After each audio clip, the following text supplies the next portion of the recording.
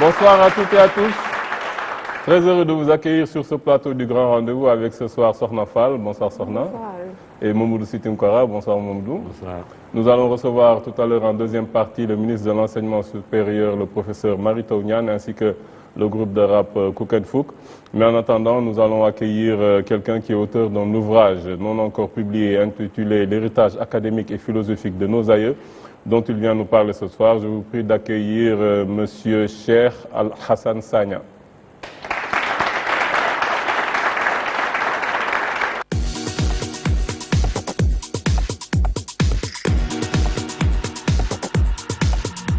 Ingénieur électromécanicien et créateur de génie, il vit actuellement à Strasbourg en France. Il y a 4 ans, à l'âge de 48 ans, il avait fabriqué à Thiès une voiture de course ultra performante avec du matériel de récupération. Il a démarré la construction d'un petit avion, rien que ça. Nous avons l'immense plaisir d'accueillir M. Bayla Ndiaye.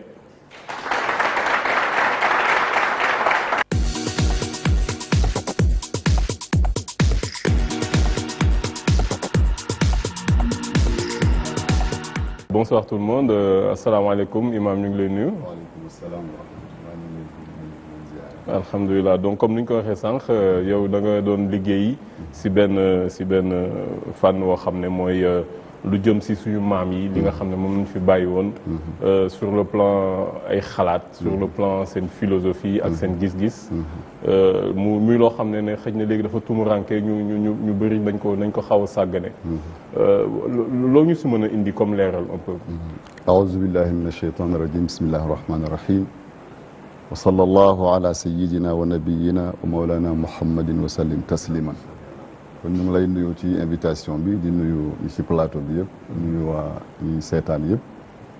góor ak jigéen mag ak ndaw ñu ko suñu maam yi daan nuyoo rek ña ca géej ga ca jéeri ja ca àll ba ca kër ga loolu aussi am na point bu mag bu ci nekk bu am importance surtout ci àll bi kon li ñu ciy gëstu rek mooy ñun ñëpp jamono bi yëpp a ngi koy jooy ba njaboot bi sax ñu ngi koy jooy te ana li fi maam yi bàyyi woon woykat yaa ngi koy woy fi mu nekk nii ci la ñuy gëstu nag xam ne ndekete ñun suñu maam yi léegi la nga dégg ku naan ndax est-ce que maam yi mënoon nañ yore réew te ñu yore réew ba ñu judd ci kon yore woon nañ ko dëgg la voilà kon xalaat yu ñu amoon ak xel yu ñu amoon te lii xew tey kenn xalaatu ko woon démb ba benn kenn ci mag yi mu ngi wax ne njàng ak xam dafa ute jamono bi ñu toll nii jàng nañu adduna bi yëpp mais lii am tey kenn xamul li mu doon ci côté bu ne ci njaboot bi ci biir kër yi ci biir néeg yi ci biir sëy yi ci biir société bi yëpp kon la waral loolu mooy li ñu amoon dañ ko bàyyi bi ma gëstoo nag ma gis ne suñu maam yi ñoom lépp lu ñuy jàngi daanaka fii lañ ko bàyyi ci côté bu bëree bëri bëri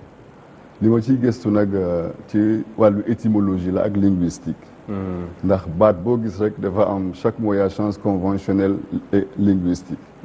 léegi nag ñun njaw yi conventionnellement lañ xam mais linguistique bi toppatootuñu ko dëgg la te fan la njëriñ bi nekk li ma ci gëstu nag maa ngi ko tuddee turaasu ajdadina al académia wal falsafiya wa diina siyama al islamu wal hikmatu wal haqiqa, c'est-à-dire l'héritage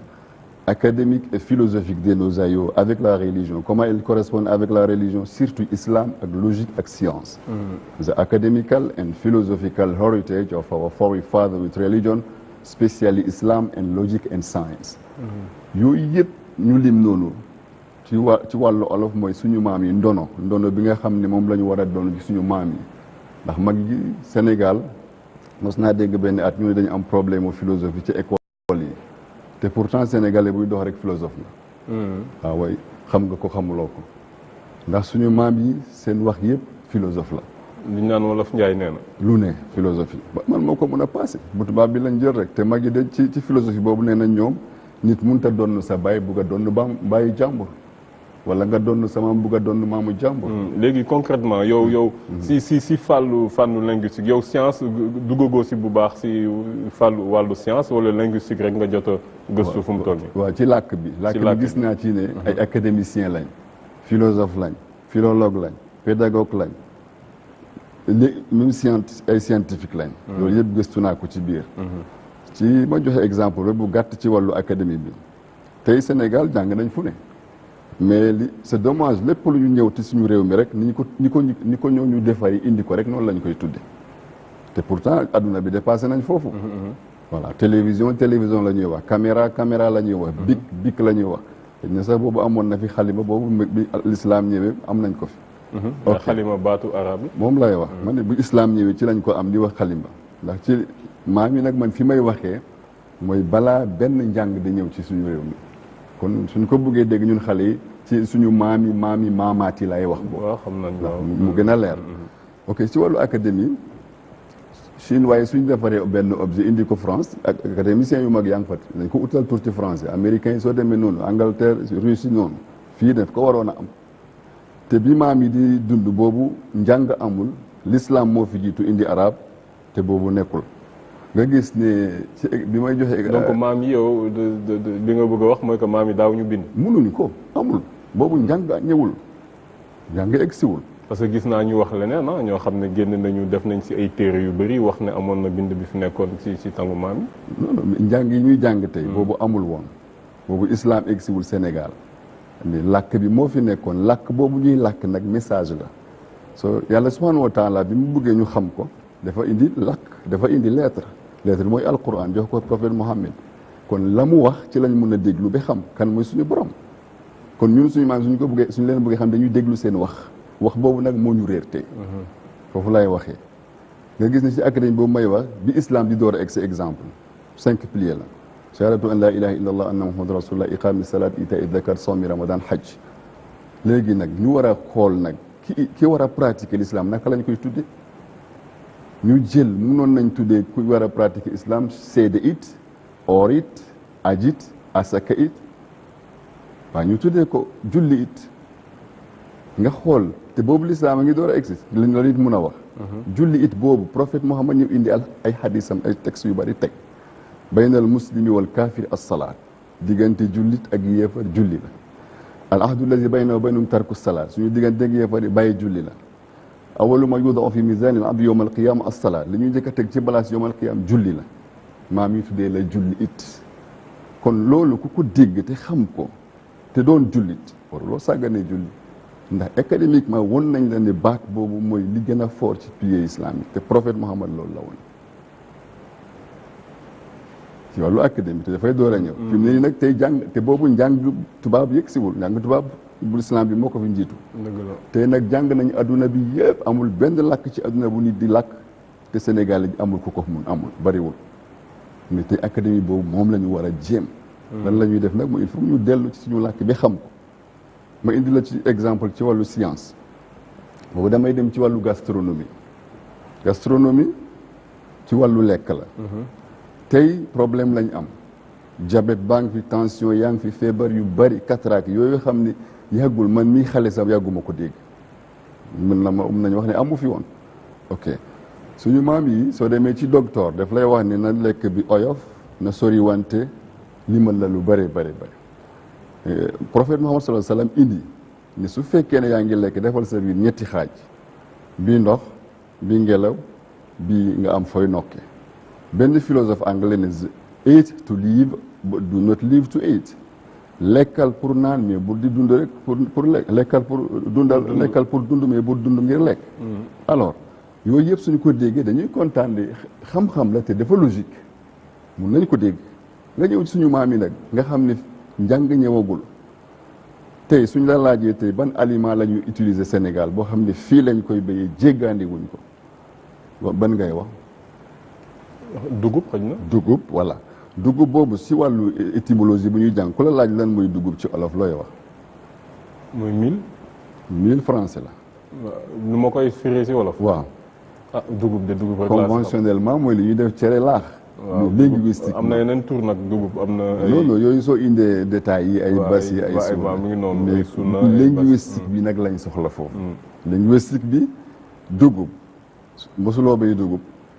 non mosuma bay dugub épi de mil moom la ñu ooyee gub épi bi récolte bi moom la ñu ooyee góob bi ñuy béyee bu guddi moom la ñu ooyee góob ñu niiroo dugub boobu bi ñu koy récolter dañuy ànd ak xale yi ñuy dagg xale yi di wax ni dégg yëkkatil gub bi daggal gub bi indil gub bi ñu ñëwee ba indi ko ci kër gi nag entre parenthèse balaa ñuy dugg ci gastronomie moo la lay woon lan mooy ne xamatuñ li ñuy wax bi ñu indee dugub ba ci kër gi ba bojj ko ba def ko ci ay saaku xale yi bëgg a continuer di ko ooyee gub mag yi ne leen dugub négation du moom léegi pepp la xam nga soo demee ci grammaire baat bi su guddee mun nañ ko wàññi su mais pepp xam nga pepp bëri na façon waaw pepp mooy céréale xam nga wax nga ne tur yi bëri nañ mais yooyu dugub la mais nga am na distingué nag bii mooy bii mooy bële bu ci ne dafa am épi yooyu ngay lim yëpp am na épi mais sañu koy bojj mu doon pepp voilà léegi nag ñu dindi pepp bi comme dafa diis ñu indil la dugub du moom léegi nag nga ñëw nag ci gastronomie bi comme dégg nañ li yonent bi wax dégg lu tubaab wax dégg itam li alquran wax na ci kulu washrabu wala tusrif yàlla nee na lekk leen naan te bu leen yàq suñu maam yi su fekkee dugub boobu togg nañ ko ba mu ñor defal la ko ci yekkal la ko loolu ci biir bool bi ci olof naka lañ koy tuddee liñ la toggal waaw liñ yekk ci bool bi ba pare ça dépend li nga togg bu dee cere la mu doon cere bu dee laax général am na tur général boo xam ne dañ lay wane bul tuur nangam bi bul yàq nangam bi ak lu mu mun a doon nag su dee soos la cere la laax la loolu naka la tudd lii moo ñu won ne ñun vraiment suñu bés af dañu am lépp ba pare bugg a ñàkk lépp ñam la ñam xoolal sa maam boobu sol sagar amul dàll mu indi baatul ñam suñu maam yi nag solu ñun ay sagar de ak ay dàll fi may wax suñu maam yi maamaat yi da nga daan gis kër gi benn malaan moo fay am waaw way fa yàgg loolu ba ñuy làkk olof kañ la historien ñoom moom loolu wolof yàgg na fa yàgg ñëw ñu koy dara amul dàll sax da nga daan dégg kër gi benn paire moo fay am kuy génn jël su ñëwee teg keneen jël loolu est-ce que du jege guerre bi période guerre bi ngay wax nii loolu yàggul avant loolu sax mun na ko passé waaw guerre bi rek moo amoon loolu de mais suñu avant guerre gi sax mun na ko passé ay Kanka Moussa yi nga xam ne ay xaj yi sax dañ daan takk seen woo ma ne avant guerre sax loolu mun na dem ba foofu nga xool nag ñam imaginel waxu ñam ak mos nag dafa ute mos mun nga def nii rek mos mais ñam nga tiim lekk bi xam ne lii dañ ko ñu ne la ñam la ñamal soo ñamee li prophète waxoon nga am ko li philosophe bi waxoon nga am ko li docteur scientifique bi waxoon ne na oyof na soriwante limal la ko da nga koy am ci ñam doo am problème ñam waaye doo lekk ñam bi da ngay def ba sa biir yem rek prophète Muhammad def ne woon ñun ay jaam lañ duñu lekk te xiifuñ te suñuy lekk yi duñu lekk ba suur ba dégg nga loolu yëpp ci gàmmukat yi conférence kat yi saa soñi ma gi ne lañu ba pare dañ lay accompagner soo loo tiimati rek ñami mango ñami papayo ñami orange ñami xam naa loolu war nañ ko jàngal soxna parce que moom du ñam moom day lekk c'est ça moom lekkam dafa ku yem ci ñam ku yëg ci ñam doo am problème jërëjëf su ma déggee ci say wax bu baax daanaka ñun génération bi bokk wala ñi ñu ko bokkal dañu jéggaani li nga xamante ne moom la ñu am te mu nekk li gën dem di jël yëfu jàmbur daanaka plusieurs fois ci émission bi invité nañu ay nit ci wàllu domaine bu nekk ñu wax lu nduroog li nga wax may wax ni ku nekk ci fu nga nekk mun nga fa bàyyi sa waa ba mu changé parce que tout le temps dañuy ñëw di jaar ci émission yi ku nekk di ko dénoncer parce que c'est vrai wax nañu itamit sooy dox ba xamoo fi nga jëm da nga war a dellu fi nga jóge mais yan jéego ngeen di def yéen parce que c'est bien beau la méthode du point de vue de l'organisation yan jéego ngeen siy dox pour que quand même que ça change parce que depuis le temps qu'on en parle tout le temps suñuy référence ailleurs lañ koy wutee suñuy modèle ailleurs yan jéego ngeen di dox noonu pour que déjà même pour ñu mun ko dugal ci salle de classe yi ñu mun ko dugal ci programme télé yi parce que fi ñu toll nii loolu mooy dafa éducation télé yi internet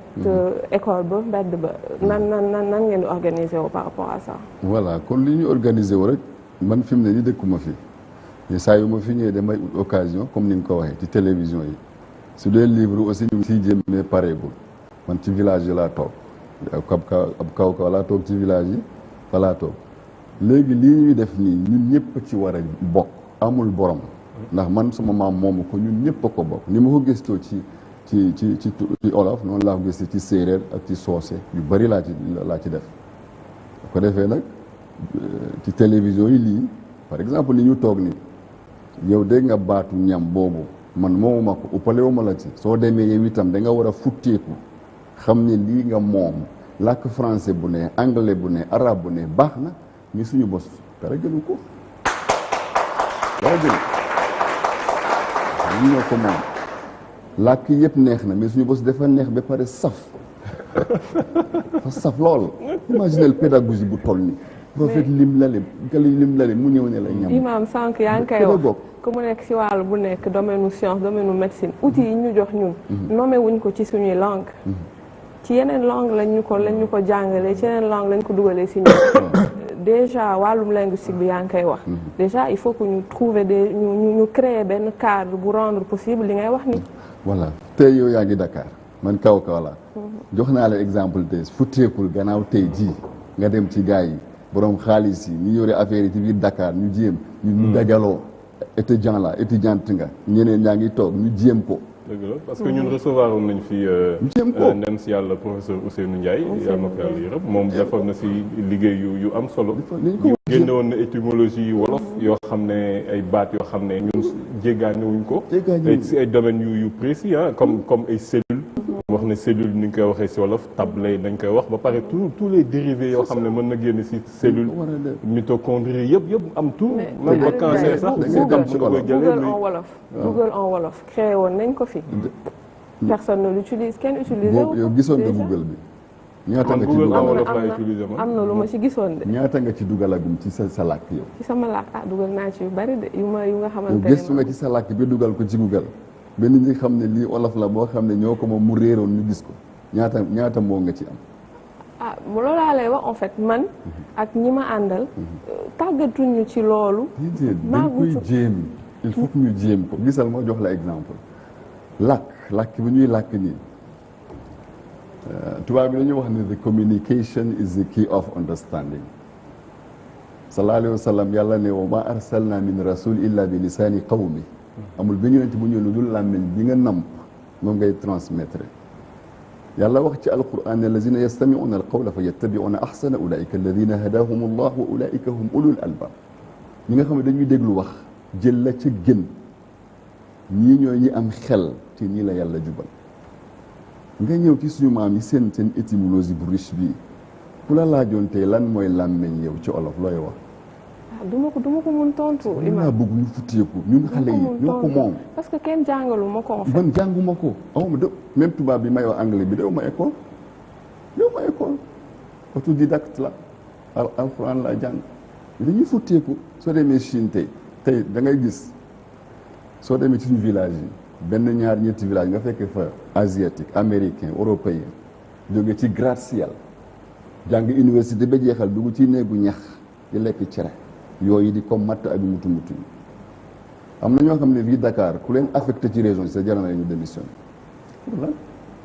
ñoo moom suñu bos làmmeñ seen njaay làmmeñ ku la ko laaj ci olof lay wax làmmeñ mooy conventionnellement mooy li ci biir gémmeñ waaw làmmiñ mooy langue tamit mooy langue bu ñuy làkk ni voilà mais parce que làkk en fait mooy mu ngi tekki langue étrangère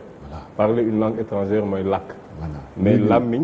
moom mooy langue si wolof linguistiquement nag gën a pur gën a xóot gën a neex gën a leer ba làkk yi ma dégg yëpp du arabe du français du anglais gisuma bu indi lu mel noonu làmmiñ mag yi dañuy wax ci seen philosophie nit dafa lëndëm waaye ku wax feeñ am déet dëgg la alors tubaab bi dégg nga li mu wax the communication is the key of understanding mooy caabi bi voilà nga xool nag soo jëmbatee garab mango lu mu mun a doon di ko roose di ci sonn lan nga ci soxla mu meññ voilà mag yi nee na nit dafa leen dem waaye ku wax feeñ xol bi mooy naka organe bi gën a am solo ci doomi aadama ñëpp d'accord na science d'accord na prophète d'accord na ñëpp d'accord na alquran indi na ko léegi xol bi day liggéey xel bi liggéey mais li meññ ci yow la meññ ci yow dégg nga olof la meññ ci nit ki ñi koy ñiy wax lii mënuñu bind amuñu livre man lii daf ma yéem ah waaye mais est-ce que mënuñu woon bind gars yi amoon nañ ay xam-xam non mais fi ngay wax dafa sori fii Sénégal Afrique yow daa gis yow jàng nga kay parce que am na xam naa dinañ ko recevoir peut-être si fan yi am na benn livre boo xam ne ouvrage collectif bu ñoom kii defoon Jacques Habib Sy boo xam ne moom moo ko dirigé woon sur ay yu jëm si noonu suñu bind yi ñu fi bàyyi woon ba nga xam ne yu bëri dafa réer. parce que yooyu sax yàggul man mii woon naa Tunkara benn suñu dëkk am na koo xam ne bind na bind séeréer alphabet séeréer du français du anglais mais yooyu may wax ne dafa xam nga olof bi dafa jiitu loolu. waaw yooyu yàgg na. li may wax man làkk bi may wax ba ñu nit ñi di toggee war a fabriquer lii di ci gémmiñ naka la xool ko ba gis ko. léegi dañ ko fabriquer tur. loolu fan la. ñaata siècle la loolu. day millénaire ke nga wax. même sax am na ñu ne waxu égyptiens yi boo koy jël yu si bëri ay baati wolof la. c'est ça Cheikh Anta nee na ethnie yu bëri Égypte lañ jóg. mais Médoune Téru mooy hiéroglyphe égyptien ancien ñu ne Médoune Téru. am na ñu ne mooy Mindu ña cëru. Mindu ña cëru. la langue des initiés. soo demee ci alxuraan l'écriture des initiés. soo demee ci alxuraan da ngay fekk séeréer yu wër këng ci biir. ak olof yu wër këng ci biir. am na ñaari baat yoo xam ne si alxuraan ñoom bu ñu koy wër. nee nañu wër nañu étymologie bi parce que alxuraan dafa bëri ay baat yoo xam ne yéen si grec lay jóge mais am na si ñaar yoo xam ne xamuñu fu mu jóge ñoom nee nañu gëstu nañ ko muy jaan baatu jaan ak baatu malayka. gis nga waaw xam nga jaan moom fii la malayka moom mooy malay kaw. voilà malay kaw mooy. nga xool loolu mooy malayka kon loolu dafa yàgg. moom rus nga xaw ma ndax ànd na seen dëkk. waa Assane Sagne man. waa sama mbokk yi ñoom baatoo yi waa Medina Sangako ñu foog ma ziar leen maanaam gëstu bi ngay def tey ba léegi moolaguñ ko mu doon loo xam ni nit ñi mën nañ si jot jëriñu si bon loolu lu maanaam parce que pour man débat wu làkk ak débat wu làmmiñ waruta am si yoon su amee rek c'est que ñun dañu tegoogul ci yoon bi parce que ay nit waruñu demee leneen lu dul ñoom mën a déggoo te li tax ñuy déggoo mooy ñuy déggante li tax ñuy déggante mooy suñu làkk suñu làmmiñ kon bu ñu bàyyee suñu làmmiñ tegee ko ne le ba léegi di maanaam défendre suñu bopp naan suñu làkk am na lii suñu làmmiñ am na lii loolu dafa wane ni que ñun dañ tardé suñu tardement du rek ay ñun defaruñu avion defaruñu autorail defaruñu gaal yu méngoog jamono loolu rek du suñu tardement bokk na si ñun moomaguñu suñu bopp si lu mel nii suñuy làkk suñuy làmmeñ yi ñun moomaguñu suñu bopp loolu mu nekk njaaxum boo xam ne war nañ ko gaaw lijjanti ziaraale sama mbokku académique wolof ñoom Abdou Khader ak ñoom Cheikh Lo vraiment ñoom Djibi Sey ñoom Fallou Cissé surtout maam ñooñu vraiment gëm ne que suñu làkk yi lépp a ngi si te dañ ko war a doxal man jàpp ma ni benn làkk si àdduna néew na doole wala pauvre na làkk yëpp dañu am ay haute portée philosophique scientifique linguistique lépp loo bëgg parce que suñu borom moom mooy créer moom moo ñu jox xéewalu làkk yàlla daf ko leeral ne que bokk na si kéemaanu yàlla nit ñi wute si wàllum der ak wute it si wàllum làkk kon làkk yëpp am nañ maanaam daal riche nañ assez pour mën a dem léegi est-ce que nag nit ñi gëm nañ seen bopp tal nañ seen bopp ba mën a jël ñoom li ñu moom jëfandikoo ko ngir dem pour man loolu mooy débat bi mais pas que olof riche na séeréer riche na pulaar riche na làkk yëpp riche nañ loolu amul benn werante mais lu tax ñun richesse boobu tey ñun amuñu fulaak fayda wu jëriñoo ko voilà man foofu lay waxee fi mu ne nii man li may wax maam yi fi nekkoon fi Sénégal gis loo problème yi am ci dëkk bi tey xam nga njàng ak xam dafa uti jàng nañ adduna bi yëpp waaye xamadi baa ngi fi fees del li fi maam yi nekk njàng amul nit ñi dañ xamoon mais soo defee erreur ñu la yow yaa xamadi li ñu jàng nii xoolal tey soo demee ci jigéen suñu la laajee lan mooy jigéen pour li ñu bugg mooy ñu yonente bi sallallahu alayhi wasallam dafa mandu salawatullahi wa salaam bi mu ñëwee dafa wax ne innama bu'istu li utammima makarim al axlaq man yàlla daf ma yónni pour ma mottali jikko yu rafet kon daf ñuy won ne jikko bu rafet mu ngi fi woon mais ñun suñu maam yi jikko bu rafet lañ amoon yar bu mot sëkk fulla fayda jom ngor lu ne mu ngi fi woon kersa lépp loolu sa jigéen sénégalais tey dañuy wax dañu war a gëm suñu bopp mais am na juróom-ñaari yooyu yëf yoo xam ne soo ko amul dem gëmi sa bopp da ngay tardé jiitu da nga war a xamagum sa bopp benn nga bëgg sa bopp yërëm sa bopp fonk sa bopp ormal sa bopp màggal sa bopp ba pare nag tal tey taluñu suñu bopp keneen la ñu tal taluñu suñu yëfu jàmbur la ñu tal taluñu suñu réew mi réewu jàmbur la ñu tal mais loolu dama jàpp ni que ñun dafa normal xam nga lu tax mu normal parce que tubaab yi dañu ñëw noot ñu diggante 1816 ba 1960 téeméeri at ak ñeent fukk ak ñeent te nooteel boobu ñu woowee colonisation ñaari mbir moo ko taxoon a jóg benn mooy exploiter ay richesses beneen mooy domination culturelle maanaam jël sa alal ba pare jox la foqati yow sa cosaan ak sa aada jox la ñoom seen cosaan ak aada te cosaan ak aada bi si jiitu làkk la léegi ñun ñii tey li nga wax dafa am solo mooy ñun taluñu suñu bopp lu tax taluñu suñu bopp parce que ñun ba léegi dafa am loo xam ne defaguñ ko mooy tubaab yi nooteel bi ñu nootoon ñun dañ ko war a càmbar li tubaab yi di wax auditer ñun dañu war a auditer colonisation li tubaab yi ñëw nañ fi noot ñu téeméeri at ak ñeent fukk ak ñeent léegi ñoom lan lañ fi indi lu baax ñu téye lan moo si baaxul ñu dagg sànni lan moo matul ñu dem indi ko mottali ko mais ñun ba léegi audité wuñu colonisation ñun tubaab yi li ñu fi tegoon ñun si lañ ñëw ne nongu président Macky Sall fii mu dëkk gouverneur tubaab yi doon noot yi ñu doon noot moom foofu la dëkkoon building bu gouvernement bi nekk building boobu la gouvernement AOF ne woon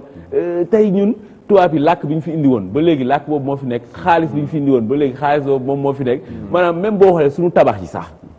tey réew mi buñ la laajee yow yaa ngi noonu laaj léegi Aliou Ndiaye mais buñ la laajee ban quartier si réew mi moo fi ëpp ay jumtukaay lan ngay wax quartier waaw dëkkuwaay plateau fii la présidence nekk buildingu gouvernement bi primature ñaari hôpitaux yi gën a mag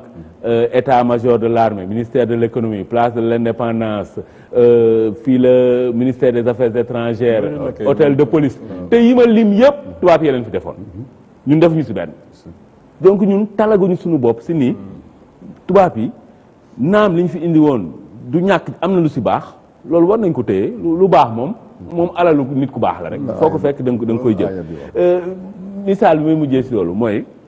Vietnam ñoom dañoo régler affaire colonisation xam lu ñu def ñun li ñuy kaas yi naan ay patrimoine culturel building yi fi tubaab yi bàyyi woon ñoom yooyu newuñu see dañu ñëw raser building yëpp ne lii yëfu nooteel la ñuy wane tabaxaat réew mu bees ba pare nag jël colonisation yóbbu ko musée defal benn musée boo xam ni colonisation bi yëpp boo buggee xam colonisation fa ngay dem te buñ fa demee ñoom dañuy jooy ndax ñii dañu nootoon mais ñun tey dañu bég si tubaab yi li ñu defoon tubaab yi li ñu fi bàyyi seen làkk seen alal vraiment Assane Sagna li ngay def nii pour man am na solo mais dafa jot nag ñun tal boobu ngay wax ñu tàmmalee ko fu ne tàmmalee ko ànd naa ak yow ñoom soxna ñëpp soxna dañu war a tal suñu làkk dañu war a tal suñu bopp sol suñu ay yëre maam gis nga lii ñoom alsan osé ñoo ko ñaw yaa ngi dégg ñu dem ba am benn gis-gis boo xam ni kenn ku nekk si ñun fi mu nekk ak li muy liggéey yaa xam yow gouvernement ngay liggéey yow yaa xam yow da ngay présenter émission yow yaa xam da ngay liggéey sa barabu liggéey mais maanaam ñu dellu si waat si suñu bopp te tant que loolu amul moom duñu mën dem fenn. te gisuloo même ci ñun foog nañ ne suñu culture maam lu ñu jël culture su la laajee culture Sénégal lan la fi ñu yóbbu dafa garaaw loolu te soo demee ci dictionnaire bi foog naa lu moo culture culte moo ci jiitu. waaw culte boobu lan la. jaamu mooy li ñuy jaamu. mais da ngay dem ci dictionnaire bi ñu lay fa ñu def foba te presque ci jeexital bala ñu def nag powu occidentaux yi loolu lañ fa bind li ma koy xool ci dictionnaire. ah c'est normal parce que ñoom ñoo ko defar. culture moom mujjee woon nañ la ne jàng la xam-xam la jaamu yàlla la sport la lu ne te yow yëpp am na njëriñ. mais tey ñun xoolal ñun xale yi li ñu yenu tey foo ak caaxaan. woy fecc. mais mooy li soxna wax si loolu la ñuy yar. ñun kenn yaruñu si xam suñu làkk. kenn yar au contraire ñun fii tey yow balaa ngay kontaan ñoom soxna yi sa doom ne la maman nga kontaan léegi bu làkkee wolof sax nga ne ko bu làkk la nga pes ko. am na ñoo xam ne seen doom duñu nangu ñu mu làkk seen làkk si seen. voilà li ma la bëggal est-ce que jotul ñun ñëpp ñu jéem a manko ba def ni waa Vietnam def loolu laa bëgg a xam. amee war na commencer nag sa téere bi génn. voilà foofu laa bëggoon na daanele yow fu mu toll nii est-ce que am na appel booy lancé wala koo xam ne dinañ mën a fexe jàppale la pour téere bi. waaw man comme li ma la ko ci village bi laa ne. dara bariwul foofu dara yombul. maa ngi jéem nag ndax jéem naa ba gis nga li ma la yónnee woon pour woon la lu sew sewaan yi ñu nekk tuuti rek. mais man dem naa ba foofu Aliou Ndiaye. mais vraiment ñoom jàmbaar lañ. vraiment dem naa ba foofu. macha allah daara waa kër yi foofu yëpp maa leen di ziar. daara laa yore foofu daara bi internat la. kenn du fay kenn du yelwa te soo demee comme maa ngi doon wax jigéen léegi xam nga culture boobu suñu maam yi ñun foog nañ ni woy ak fecc ak yi moom lañ gëm ne moom maam yi bëgg nañ ko bugguñu ko. dañ ko bañ pour nga xam loolu nooy def. da ngay dem ci seen lakk. étymologiquement ku la laaj lan mooy woy. mooy la. bugguloo ko sa kër kii bugg ko ci këram kenn bugg ko ci néegam. woy foog woy mooy lu dem mooy woy. mooy wooyi linguistiquement moom mooy wooyi dama lay jox argument nag man su ma la waxee dama lay jox argument. luy sa argument. ban woykatu Sénégal nga fi gis mu woy ba waxul ne woyaa yooyu woy sama ndey woy baay booy kan la. kan la woy ah dañ koy wax de. ñoom ñëpp wax nañ ko. kan moo ko bëgg ci këram. kenn. waxul waa jigéen loo si wax nga ni. jigéen maam yi ne la mooy jigéen. jigéen waaw jigéen. waaw lan nga doon wax ban alxuraan dafa am séeréer ak wolof yu wér lan la. waaw alxuraan am na ci séeréer am na ci wolof soo demee ci histoire Moussa xam nga ci pharaon yi. par exemple bi ñuy wax problème mu njëbeerkat yooyu. ñëwoon gars yi indi ay buum ñi indi ay bant def ko muy ay jaan. Moussa indi yetam bi teg ko. mu wër langue bi won yëpp. voilà bi mu ko wonnee nag séeréer bi ni xam nga jaan ci séeréer mooy fangool. fangool waaw mooy pangool ke quoi. waaw fangool voilà fangool kon maam suñu maam bi ne nag kon yi gars yi doon def yëpp caaxaan la waaye fangoolu fa ne bu fangool mooy bu wóor bi. mooy bu Moussa bi fangoolu fa ne mooy bu wér bi. yàlla yëpp ay njëbeer la woon waaye dëgg-dëgg mbir mi mooy bu Moussa waaw alors jigéen mooy jigéen gisal nag man li ma gën a yéem suñu maam yi ay pédagogue lañ soo demee ba jigéen bi nga gis ne su gëmee ne moo fi gën te ñu ngi leen di nax ci façon bu ne ci suñu yori sa colin lekk baa ngi ni am problème col bi am problème wér-gu-yaram bi am problème te dara maam yi xamuñ woon yooyu yëpp dañ amuñ woon problème imaginel dafa mel ni dégguñ sax li ñuy làkk ci tubaab nga jël kawar boo xam ne xamuloo ci kan la jóge ndax ci bàmmeel la jóge ndax ci ku sida la jóge ñu ñëw ne la c'est naturel te yow nga am naturel sa bopp ana làkk bi ana xam-xam bi cheveux naturel comment naturel sa bos mooy naturel dëgg vraiment ñu ngi lay gërëm vraiment. il faut ñu dem ci làkk bi di la encourager di ñaan vraiment nga gën si gëstu ni ci jàppale la. ba nga mën a génne livre bi incha allah. gis nga jigéen boobu temps bi dem na mais soo demee ba am doom. su demee ba am doom. naka lañ koy ooyee. jigéen bi am doom ñu ngi ko ooyee naka. yaay wasin bees mooy yaay rek. yaay waaw yaay. nga gis nag. Prophète Muhammad benn waaye ñëw ne ko sama papa ak sama yaay kan laa gën a war a topp mu ne ko sa yaay ak kan sa yaay ak kan sa yaay c'est-à-dire yaa moom grade boobu yow jigéen alors mag ñi ne liggéeyu ndey añu doom c'est philosophie ñoom ay philosophe la seen wax yëpp philosophe sénégalais buy dox ci kaw suuf africain philosophe la maam yi dëxiñ ci biir yaay grade bu fi nit am dignité boo fi am daraja boo fi am dañuy ñëw ne la yow yaay enseignant bi yow yaay directeur bi yow yaay ministre bi yow yaay président yow yaay yonante maam amul baay amul nijaay ne ko yaay moo ko moom. est-ce que. xoolal suñu ko defee. mais dañ ko war a indiwaat. xam ñun suñu valeur xam suñu poids. mais dafa métti am ba pare ñàkk. fekkee uute moo ñu bëgg a. est-ce que yàlla nañ ci yàlla mos. amiin vraiment ñu ngi lay gërëm. ñu ngi lay gërëm ci seet si bi nga ñu seet si xam naa on va rester un peu dans cette même.